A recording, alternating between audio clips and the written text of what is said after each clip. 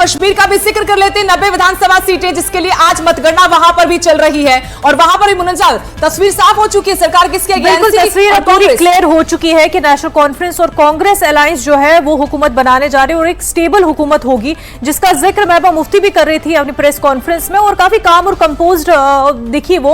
और उन्होंने कहा कि देखिए लोगों का यही चाहना था कि जो स्टेबल हुकूमत उन्हें चाहिए थी, उन्होंने उसी तरह से अपना मैंडेट दिया है नेशनल कॉन्फ्रेंस और कांग्रेस को। हालांकि जो उम्मीद पीडीपी से कम तो की जा रही थी कि उतना अच्छा परफॉर्म नहीं कर पाएंगे, लेकिन इस कदर कम सीटें जो है या इस कदर परफॉर्मेंस खराब रहेगी पीडीपी की। लेकिन अगर बीजेपी की वहीं हम बात करें तो बीजेपी ने 2014 के मुकाबले में काफी बेहतर परफॉर्म किया है। हालांकि 2014 में लद्दाख भी शामिल था, वो अलग यूटी है, लेकिन उस वक्त 25 सीटें, लेकिन आज जो है बीजेपी के खाते में हम देख रहे हैं क्योंकि 25 जीत चुके हैं, 4 पर लीड बनी हुई है बीजेपी की।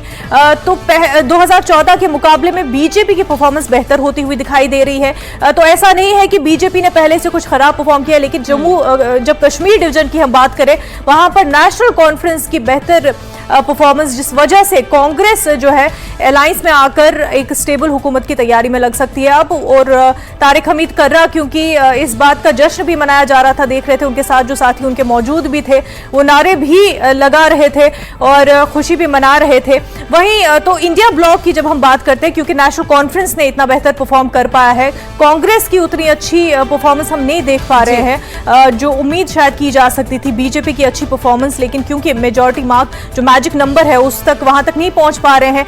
अदर्स क्योंकि एग्जिट पोल में भी हम देख रहे थे कि 15 के करीब हो सकते हैं अदर्स, जिसमें इंडिपेंडेंट और नई पार्टियां हैं, लेकिन हम अदर्स में केवल 8 सीटें देख रहे हैं, जबकि अवामी इत्तेहाद पार्टी से ये उम्मीद की जा रही थी कि शायद वो बेहतर परफॉर्म कर पाए और बीजेपी